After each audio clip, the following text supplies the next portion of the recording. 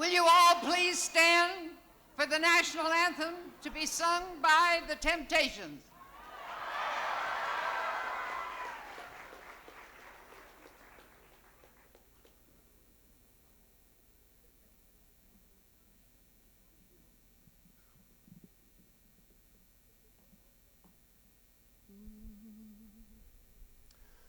Oh, say, can you see by the dawn's early light what so proudly we hailed at the twilight's last gleaming, whose broad stripes and bright stars through the perilous fight o'er the ramparts we watched were so gallantly streaming, and the rocket's red glare, the bombs bursting in air, gave proof through the night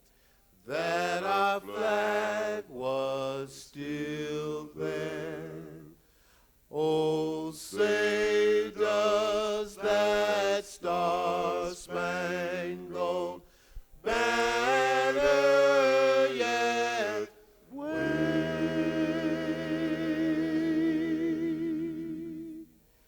o'er the land of the free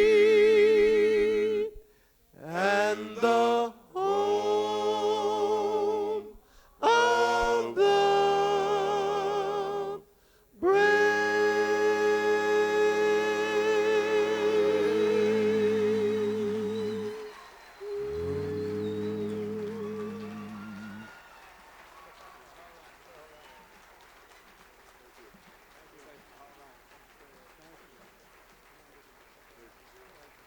Give him a hand.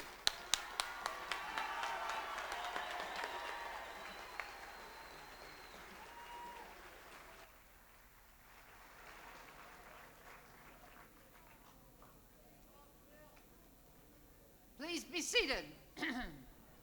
Mr. President, first of all, welcome to the state that has brought Barry Goldwater, Mo Udall, and Bruce Babbitt to the national scene.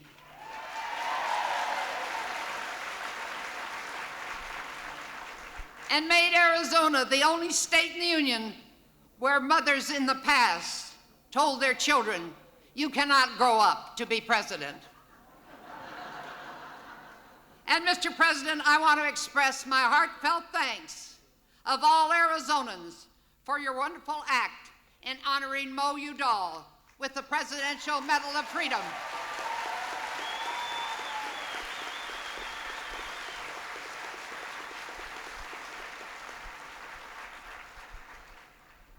Though Mo couldn't receive the award personally, I know in my heart that he knows what you have done, and he, like us, appreciates it.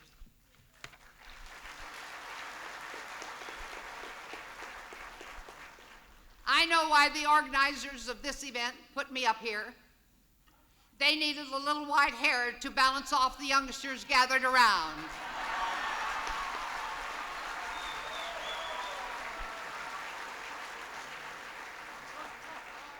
In addition, ladies and gentlemen, I'm unemployed. But you know how the saying goes, the older I get, the wiser I am.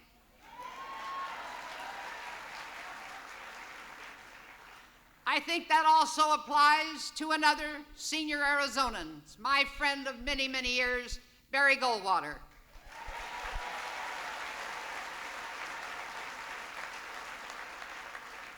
Now, Barry and I don't always agree on everything.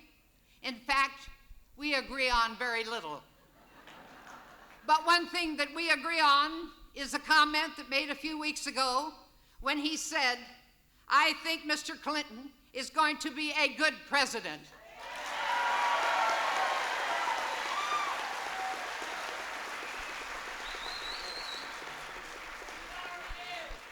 So do I, Mr. President, so do I.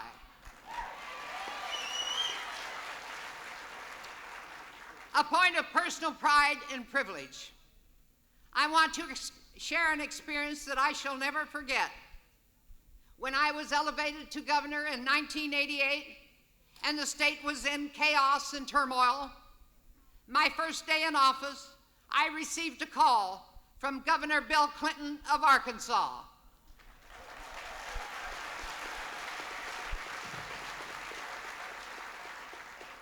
He offered me his help and assistance. From that time to the present, even though I am not your governor, I have been able to call on him and his staff for assistance. Governor, President, gentleman, and a true and loyal friend, Bill Clinton's kindness is deeply appreciated and has always been there to help.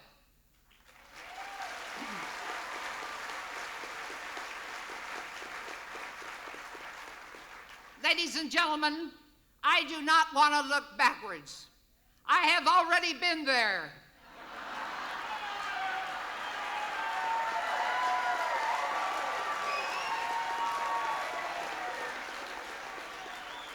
We want to go forward into the 21st century with you, Mr. President.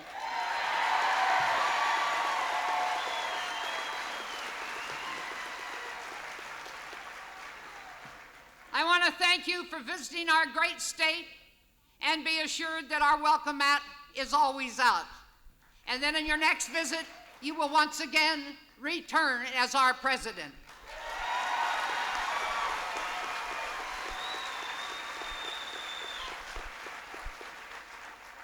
Let me say thank you and God bless. Now give a warm welcome to our congressman from the District 2, Ed Pastor.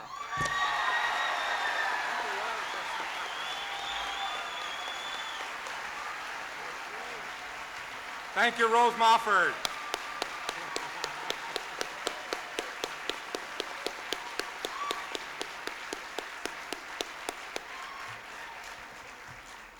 The state is still in chaos. Maybe we ought to bring her back. Maybe we ought to get her out of retirement.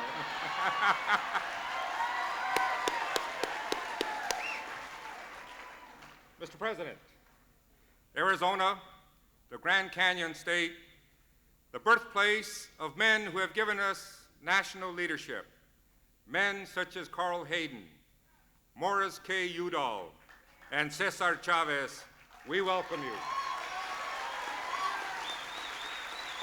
Arizona, Mr. President, is the home of the Steward for the Environment in your administration, Secretary Bruce Babbitt. And this state is honored by your presence this afternoon. This great state, endowed by many natural wonders, blessed by many natural resources, and strengthened by its diverse population, is ready, Mr. President, is ready to build the bridge to the future. A bridge, Mr. President, a bridge that will ensure educational opportunities for our children, a bridge that will protect our environment, a bridge that will provide a standard of living for our working families, which they greatly deserve, and a bridge, Mr. President, that will provide a peace of mind to our parents and grandparents. It is indeed an honor to welcome you, Mr. President, and look forward to your next visit. May God bless you and give you strength. My fellow Arizonans, it's a great honor for me to now present to you one of our bridge builders who will introduce our president. Please welcome Mr. Jensen.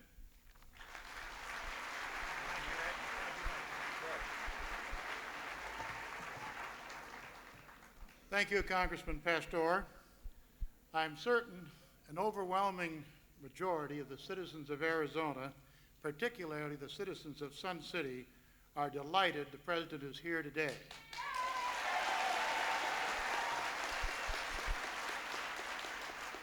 We are all indebted to you for your actions to preserve and protect Medicare, Medicaid, education, the environment, and other programs which affect all of us every day of our lives. We seniors are particularly pleased with your emphasis on building a bridge to the future, since we share a common concern for the future of our children and our grandchildren.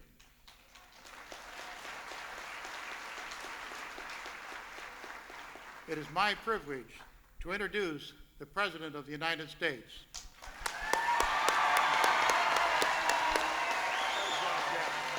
When we get done, I'm going to present this thing to you. They told you that to do. I'll be very brief. Thank you. Thank you. Thank you. Thank you very much. Thank you. Thank you.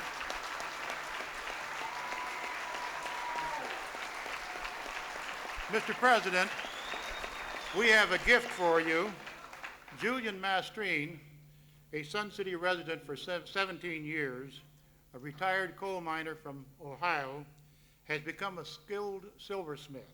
He has created this sterling silver bolo tie in the shape of the state of Arizona, and as a gift to you from he and his wife Nora, and from the Sun City Democratic Club. Thank you. Beautiful. Welcome to Arizona.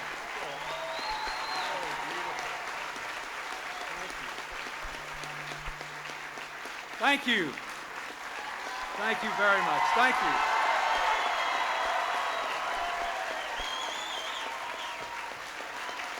Thank you very much. Thank you. Thank you. Thank you very much. Thank you. Well, thank you. Thank you. Thank you. Thank you very much. Thank you. Thank you. Thank you. Thank you. Thank you. Thank you very much. Thank you. Thank you. Thank you. Thank you very, very much. I'll tell you, we're off to a pretty good start. Hello, Desi. I'm glad to see you. See that lady right there? She used to take care of my daughter right after she was born. Her name is Desi Sanders. Give her a hand. She did a good job. Thank you. I tell you, I had all the reporters on the plane want to know why I was coming to Arizona. And what did it have to do? Was it about politics? And did we really think we could win? And I said, look, I just got my AARP card. I thought I'd come check it out. Looks pretty good to me. It looks pretty good to me. Well, Rose Mofford did what she usually does. She stole the show already. I thank you, Governor. When I saw her backstage, she said, well, I'm still your adopted mother. And she and my mother had a lot in common. I've always loved Rose's irrepressible optimism and her very straightforward manner. And I can tell you this, when we served together as governors, she loved the state of Arizona, and she took care of you. And I'm glad to see her here today. I want to thank my good friend Ed Pastor for being here with me today. He is a great...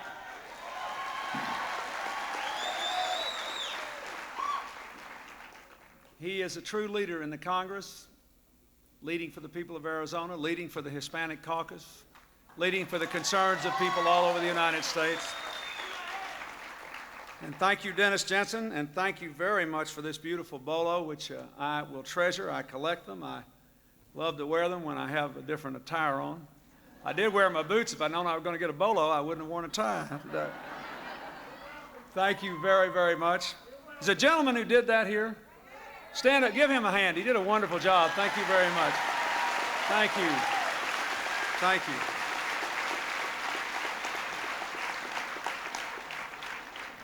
I want to thank a number of others who are here. The chairman of the Arizona Democratic Party, Sam Coppersmith, former member of Congress, a very good man. The State House Minority Leader, Art Hamilton. Steve Owens, our nominee for Congress in the 6th Congressional District, and a very good man.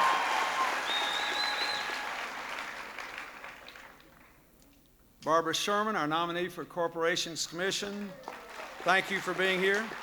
Thank you, Mayor Paul Johnson from Phoenix for being here. Thank you, Vice Mayor Crawford from Tucson for being here. Thank you, State Senator Sandra Kennedy. And I want to thank the labor leaders, the Native American leaders, the county officials who are here, all of you who have come out to be here. We are very, very grateful to you. This is a great day for me to be back in Arizona and to be here with all of you. I want to thank the Temptations. The Temptations were singing when I came in the back. I heard them, and they were just great, weren't they?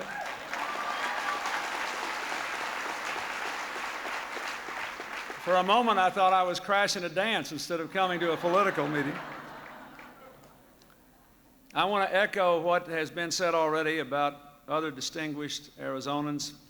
I am personally very, very grateful to Bruce Babbitt for his willingness to serve in our administration and for the heroic fights he has taken on to preserve our natural resources, to fight back in ill-advised attempts to sell some of our national parks, to help to save Yellowstone from a gold mine, to create in the Mojave Desert the largest national park in America south of Alaska, and to be a good steward of our national resources.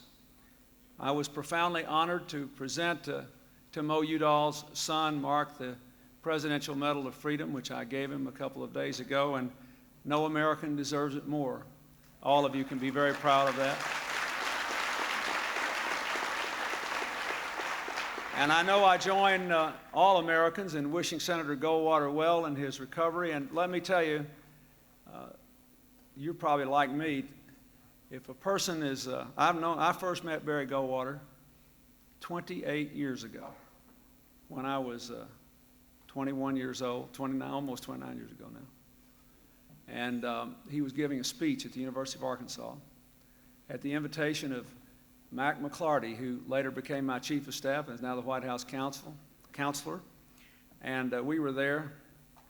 And I worked at the time for Senator Fulbright from Arkansas, who, as some of you, maybe most of you know, was a Democrat. And he and Senator Goldwater had a great difference about the war in Vietnam, which was the major issue back then. I will never forget how kind Barry Goldwater was to me as a 21-year-old college senior. A person he could never have known would amount to a hill of beans, and some of his fellow Republicans still think hasn't amounted to a hill of beans.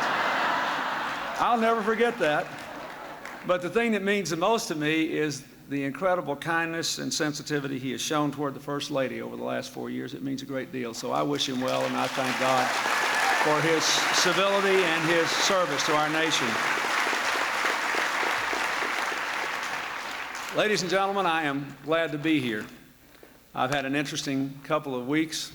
A lot has been going on in the nation's capital, and a lot has been going on out in the country. We had our great convention in Chicago, and before that I was on the rails, on the track to Chicago, and after that Al and Tipper Gore and Hillary and I took a bus trip, and since then I have been going back and forth to work in Washington and then back to the campaign trail when I could.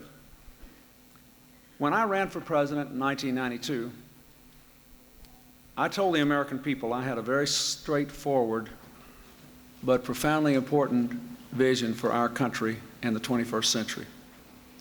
And we were going through this huge period of change in how we work and how we live and how we relate to each other and the rest of the world. A sweeping period of change. And that I wanted to see us manage this change into the next century in a way that kept the American dream alive for every single person in this country, that kept this country coming together as we grow ever more diverse and not being driven apart, as so many nations are, by their diversity, and that kept us the strongest force for peace and freedom and prosperity in the world. I said then, and I reiterate today, I thought the only way to do that was to find a way to meet our challenges and protect the values that have made us the greatest country in history. And that our strategy should be simple, straightforward, and profound. We should work for opportunity for all, for responsibility from all, and for an American community that really is growing stronger together, where we respect each other for our shared values and we accept our differences and we're proud of them because we know it makes us stronger and stronger, especially in a global society where there are people from all over the world with whom we must do business, with whom we must make peace, and with whom we must relate if we want to beat back the problems and seize the opportunities that the next century is going to offer us. And for 4 years, I've worked on that. And I have to tell you that it may be a little immodest, but I think the evidence shows that we're better off than we were 4 years ago.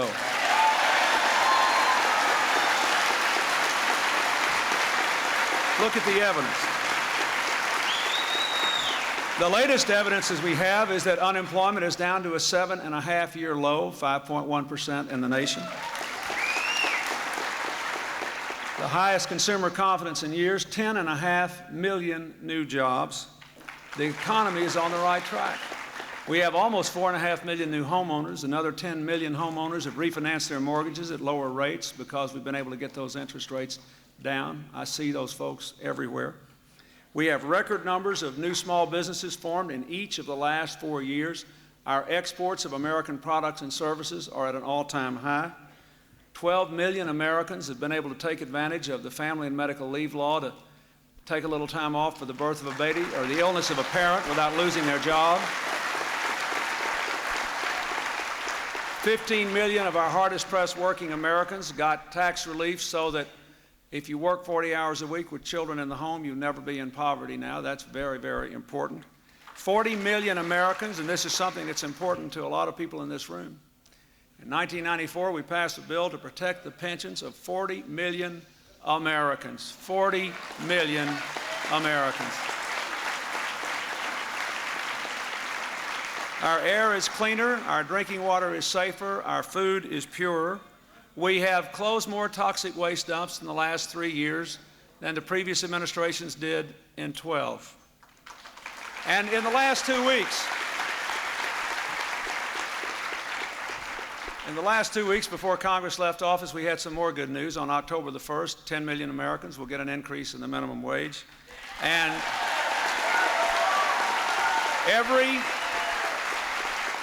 every single small business person in the country who invests more money in his or her business to make it more productive, to hire more people, to grow, will get a tax cut.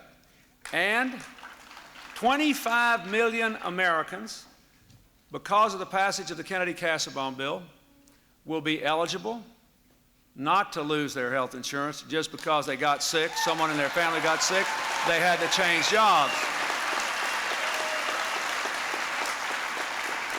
The minimum wage bill also made it easier for people in small businesses to take out pensions and for lower employees in small businesses to keep those pensions if they move from job to job. And it gave families a $5,000 tax credit if they adopt children. So that bill was pro-work, pro-business, and pro-family. The country is moving in the right direction. We are moving in the right direction. The welfare rolls are down by 1.8 million from the day I took office, and child support collections are up by 40%, $3 billion.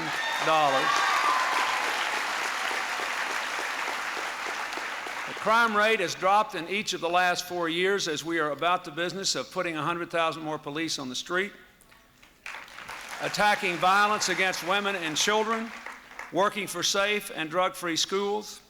And yes, we passed the Brady bill and the assault weapons ban, but you know,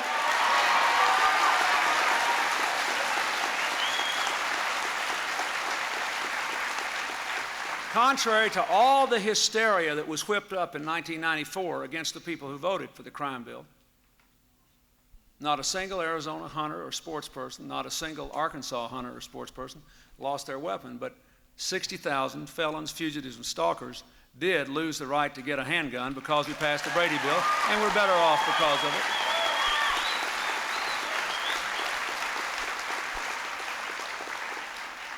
The government we have today in Washington is very different from the government we had 4 years ago. It is, first of all, smaller by 250,000. The government is now the smallest it's been since John Kennedy was the President of the United States in the early 60s. And I might say, to give you a better impression of how much we shrunk the government, it's a bigger country now than it was in 1960. More people live here. As a percentage of the civilian workforce, the federal government is today the smallest it's been since Franklin Roosevelt took the oath of office for the first time in 1933. We have reduced the size and burden of the federal government, but we still have a government that is strong enough to help us meet our challenges and protect our values. The role of the government today is to create the conditions and give people the tools to make the most of their own lives, and that's what we are attempting to do. And finally, let me say, we have plainly maintained our responsibility to be a force for peace and freedom and prosperity, with 200 new trade agreements, 21 with Japan alone. American exports up 85% in the areas covered by our trade agreements with Japan. The United States #1 again in automobile productions and sales around the world for the first time since the 1970s. Working for peace in the Middle East and Northern Ireland and Haiti throughout the world. Reducing the nuclear threat. For the first time since the dawn of the nuclear age in the last 4 years, there's not a single nuclear missile pointed at the children of America. And you can be proud of that. Just a couple of days ago, I had the great honor of supporting and then being able to announce that the United Nations voted overwhelmingly to ban nuclear testing forever. A huge advance. And now the United States Senate is considering something called the Chemical Weapons Convention, and if we pass it, 160 nations have signed it, 60 have ratified it. We need to follow suit and ratify it in the Senate because it will enable us to reduce the availability of chemical weapons for terrorists, for countries that would promote chemical weapons and use them in an inhumane way. Nobody is immune from this. You saw from the terrorist attack in the Tokyo subway what can happen when innocent people are subject to this. So I implore the Senate to go on and ratify this. This is a bipartisan thing. This treaty was negotiated when President Bush was in office, but it has never been ratified, and we must ratify it so we can continue the work of making the world a safer place, especially from terrorists. And finally, let me say on that subject, as all of you know, in recent days, it became necessary for me to order our pilots to take certain actions in Iraq to increase the chances that we could prevent Saddam Hussein from threatening his neighbors because of what he was doing to his own people. I just want to say again that we are going to do everything we can to make sure our own pilots are safe, that they can fly their mission in safety. We will do whatever is necessary to protect them, and the determination of the United States in dealing with the problem of Iraq should not be underestimated. We will do what we must do to protect our people and our soldiers. Now, you heard Rose Mofford say that I called her back in 1988. When I was a governor, I was often appalled by what I saw coming out of Washington, frankly. Because it seemed to me that the further you got away from the people and the closer you got to Washington, D.C., the more our politics became about rhetoric and the less about reality. There was more name-calling and less working in ways that would change people's lives. The things that I have just said to you, it seems to me, document beyond question that we are capable of working together in a partnership that will have a positive impact on the lives of the people of the United States. So let me say again, I have tried to change the politics of your capital from who's to blame to what are we going to do. And I hope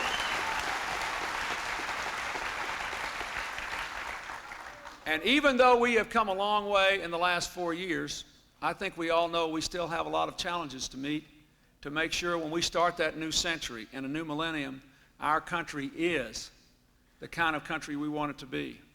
We do have to build a bridge to the 21st century, but we've got to build it on ideas, not insults. And this campaign ought to be a campaign of ideas about what is best for the American people.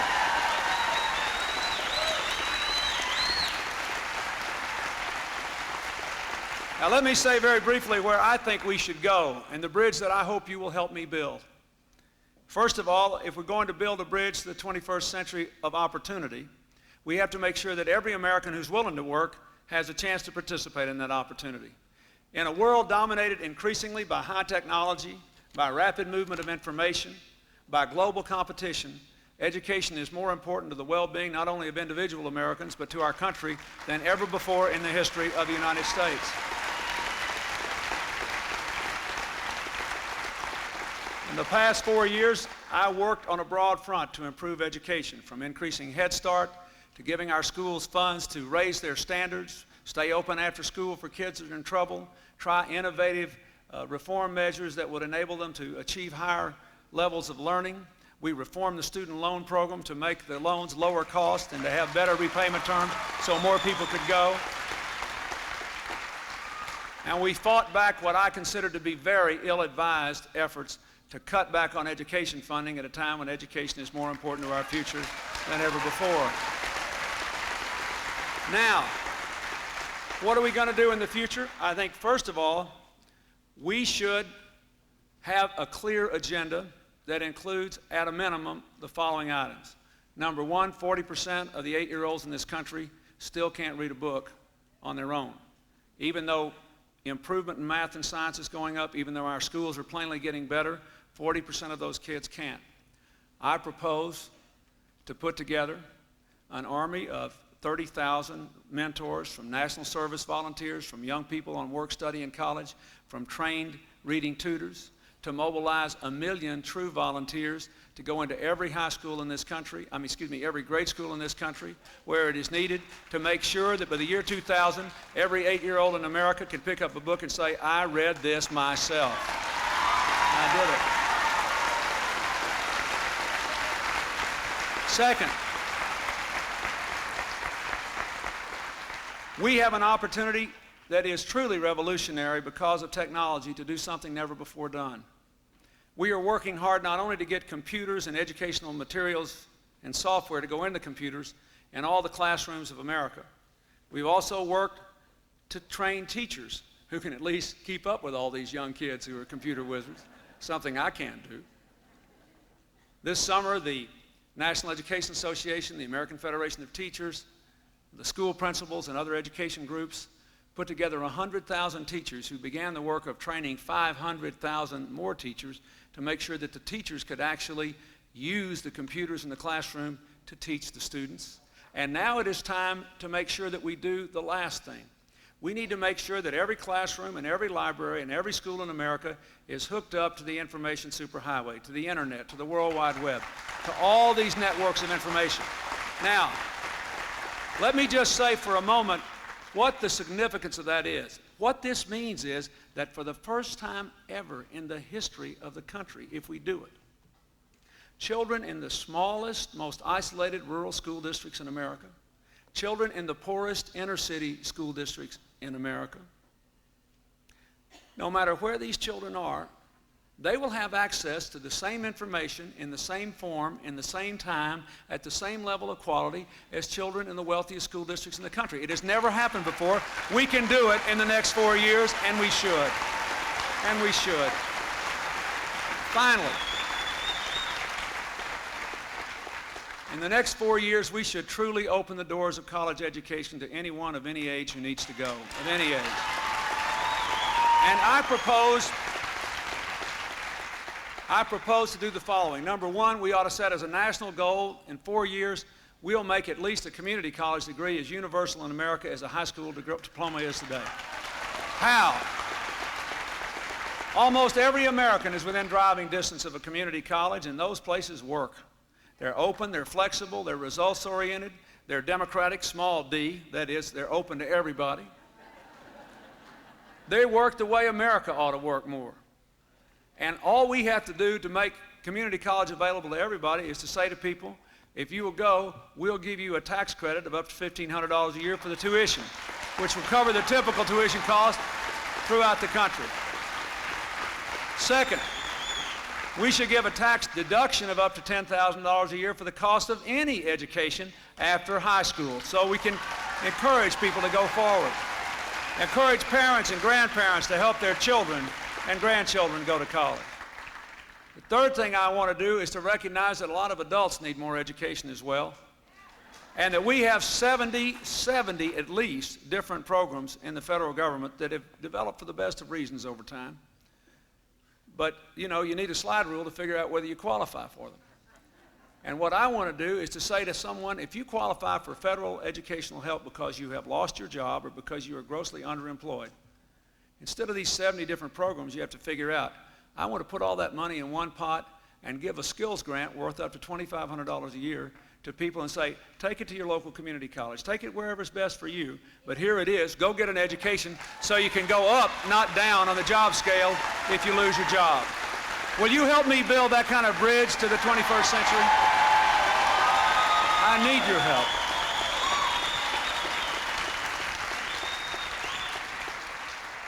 I think we should promote more home ownership. Our Secretary of Housing and Urban Development, Henry Cisneros, has worked hard, and we have cut the average closing costs for first-time home buyers by nearly $1,000. We have a 15-year high in home ownership. But I want this to be within reach of every American. We have lots of initiatives to do that, but one of the things that I think we should do is to change the law so that people simply do not have to pay taxes when they sell their home, even if it appreciates in value, up to $500,000. I think we should do that. And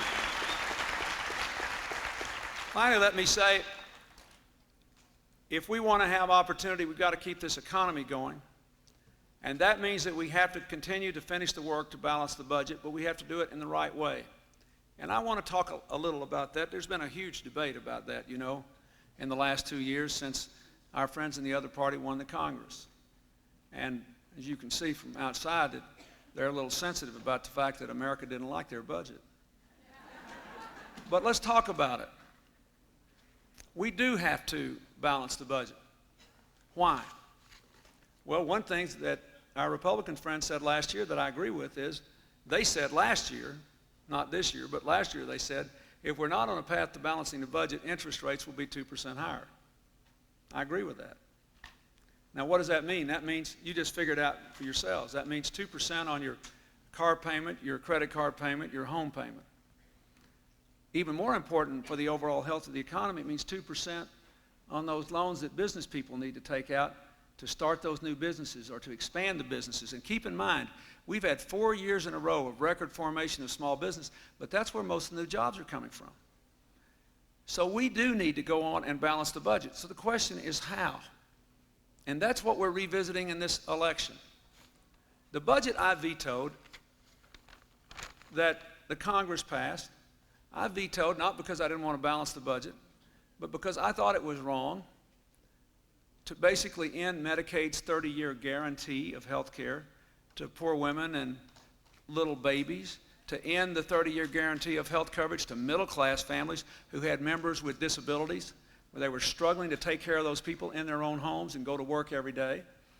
Wrong to end the guarantee of those who had very limited incomes and needed that help if they had to be in nursing homes. I thought it was wrong to create a two-tier Medicare system which said to people, if you're unfortunate enough to be older, poorer, and sicker than most other seniors, you could well get second-class care. I thought it was wrong not to keep up with inflation and population growth in Medicare and instead to have real cuts that were going to force people to make payments out of pocket, designed to fund a budget system that had an enormous tax cut that went to people like me, and I didn't need it. I thought that was wrong. I don't apologize for that. I still think it was wrong. I still think it was wrong. I thought it was wrong. I thought it was wrong for us to be cutting the safe and drug-free schools law, to be abolishing AmeriCorps, to be turning our back on our commitments to put 100,000 police on the street, to pass a budget that would have raised taxes on 9 million of our poorest working people, actually raised taxes on them. I thought it was wrong to allow a raid on the pension funds in America of nearly $15 billion. We went through that pension collapse just a few years ago. Are we going to go back and make that mistake all over again? I thought that was wrong. So I plead guilty. I vetoed it, and I do so again because I thought it was wrong.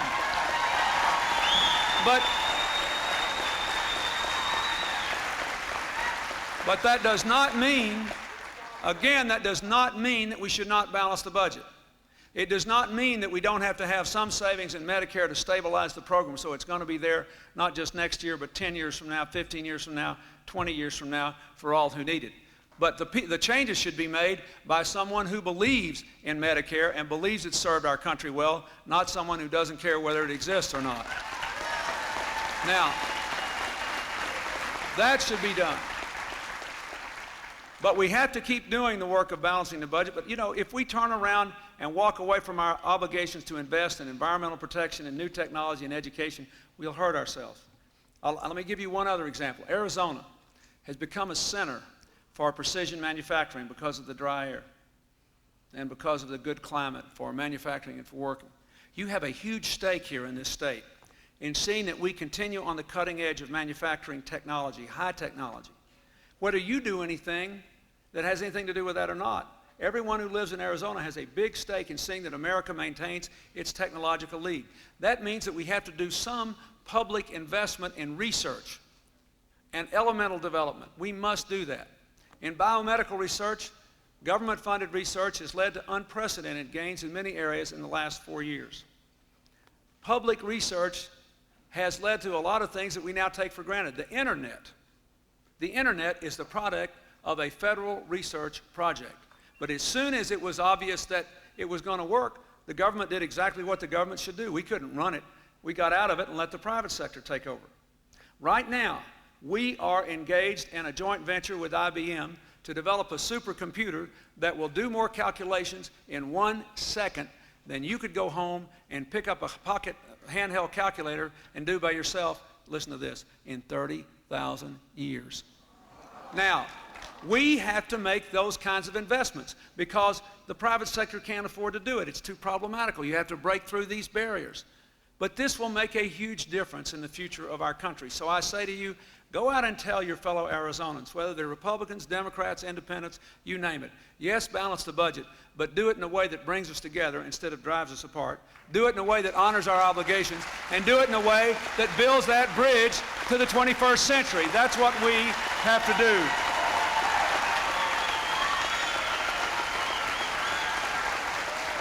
Folks, let me just make a couple of other points more briefly.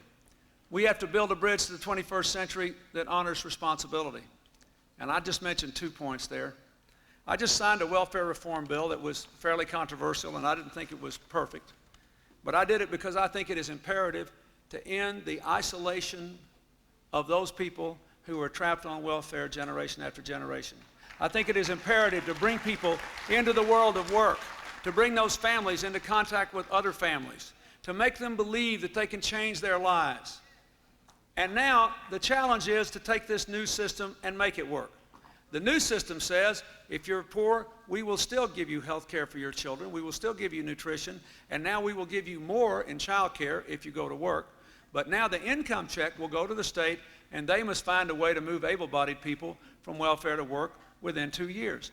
So my challenge is to every governor in this country and every private business person, now we have to create the jobs, 1 million more jobs, at least in the next 4 years, for people who have been trapped on welfare. We have reduced the welfare rolls by 1.8 million. If we can do 1 million more with the hardest to place cases, you will see that we can end welfare as we know it and bring people back into mainstream America and make poverty a temporary, not a permanent condition for a whole generation of young people.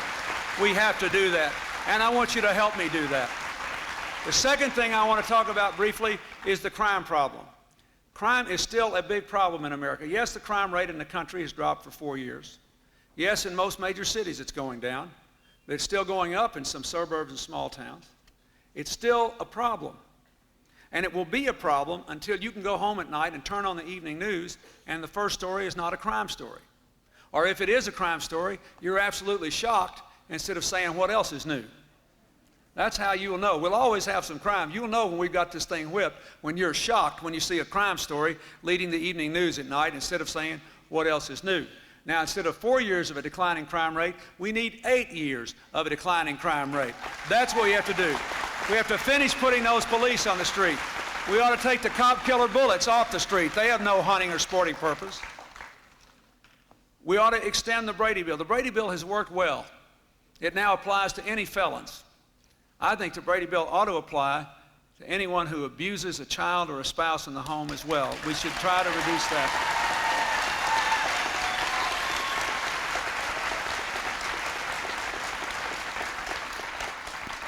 The last thing we have to do is build a bridge to the 21st century that strengthens our American community. And I want to mention some things real quickly. The problem I hear young people talk most about, and even people that aren't so young, but still have children in the home, is that they are constantly finding examples where they feel torn between their obligations to spend time with their children and do things with their children and their obligations at work. That's why I fought for the family and medical leave law. I didn't want to interrupt the free enterprise system, but it seemed to me that if you had people all torn up and upset at work because their kids were in trouble at home and they couldn't take care of them, that wasn't going to be very good for the economy. It also seems to me that if we make Americans make a choice between succeeding at work and succeeding at home, we are defeated before we start whichever choice they have to make. Whichever choice they have to make, we lose.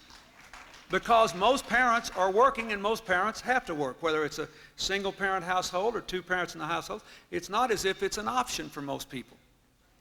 So if we want to come together as a community, we have to begin with the building block of our community, the family. That's why I thought family and medical leave was important. That's why I thought more Head Start and more immunizations for kids was important. That's why I thought it was important to try to protect children against the dangers of marketing and selling tobacco, which is illegal in every state in the country, but it happens everywhere. That's why we fought for the V-chip and the television rating system so parents could have some control over the programming their young children see. If it's inappropriate, they'd have some control over that. Because I think we have to struggle to help people succeed at work and at home. And that will be a continuing challenge for us. I'd like to see a very limited amendment in the family leave law, which says you can also have a little time off without losing your job to take your children or your parents to regular doctor's appointments and to go to parent-teacher conferences at the school. I think that would be a good thing. It would be very limited. I might say to you that there had been a study on the family leave law in which almost all the businesses in the country say that it hasn't cost them very much any money to comply with. And it obviously hasn't hurt the economy since we're growing like crazy. So I think we ought to do that. The second thing I'd like to say is we can't preserve our sense of community unless we're committed to growing the economy while preserving our natural environment. I am very proud of the things we've done to make drinking water and food safer, to set aside more national parks, to make the air cleaner, to expand community right to know. This is going to be a challenge that every one of us has to face. But let me just point out, there's still 10 million children in this country, 10 million children living within 4 miles of a toxic waste dump. And that's in spite of the fact that we've closed down more in 3 years than were closed down in the 12 years before I came here to Washington. I propose to close 500 more, 2/3 of them, the 2/3 worst in the next 4 years, so I can go to a crowd like this and I can look in the eyes of these children and I can say the children of this country should grow up next to parks, not poison. And I want you to help me do that. It's very, very important. The last point I want to make is this. This country has come a long way in its relationships with each other across racial and ethnic lines and religious lines since I was a boy. But we're having even more challenges. You know, when I had the honor of representing you at the Olympics, it was thrilling to me to see teams there from 197 different nations. And when I was watching all the teams go in carrying their flags, you know, it all of a sudden struck me that the biggest county in America, Los Angeles County, has people in one county in America from 150 of those 197 places. Now that's a stunning insight. Then I looked at the American Olympic team, and it struck me that if they didn't have American jackets on, you wouldn't have a clue which country they were from. These are from the Middle East, and those are from Asia somewhere, and those folks are from Latin America, and these are from the Caribbean, and those are from Africa, and well, those folks are from Scandinavia. I mean, you get the picture. And really, if you look at the Olympics, I think one reason we like it is we think that we ought to live that way all the time. Everybody agrees to the rules. Most people don't win medals, but even the ones that don't win are better off because they try in an honorable way and they do their very best. Nobody disqualifies you because of what your religious faith is or what your race or your ethnic group is. You can't get ahead. You can't break in your opponent's room the night before and break his legs and get a medal for it. Nobody admires you if you stand up behind a microphone and tell everybody how terrible the person you're racing against is. I mean, we sort of like the way the Olympics work. We think the world ought to work that way. And so that's the last thing I leave you with. We have to stand, when you see these church burnings or these synagogues being defaced or these Islamic centers being burned, you have to stand against that. Remember how much of your time as president, because all my time belongs to you, you think about how much your time I've had to spend dealing with places where people insisted on killing each other because of their religious, their racial, their ethnic, or their tribal differences. You just think about it. Rwanda, Burundi, the Middle East, Haiti, you name it, any of these countries. We're trying to hold elections in Bosnia where they lived in peace for decades, where there is biologically no difference between the Muslims, the Croats, and the Serbs. They belong to different religious groups because of historical developments. And they started killing each other in the flash of an eye and did it with abandon for 4 years. And so when we see the slightest evidence of that in this country, we have to say, no, no, no, no, no. America is a place where if you believe in the Constitution and the Bill of Rights and the Declaration of Independence and you're willing to show up tomorrow, you're our kind of person, and we're going to walk across that bridge to the 21st century with you too. Thank you, and God bless you.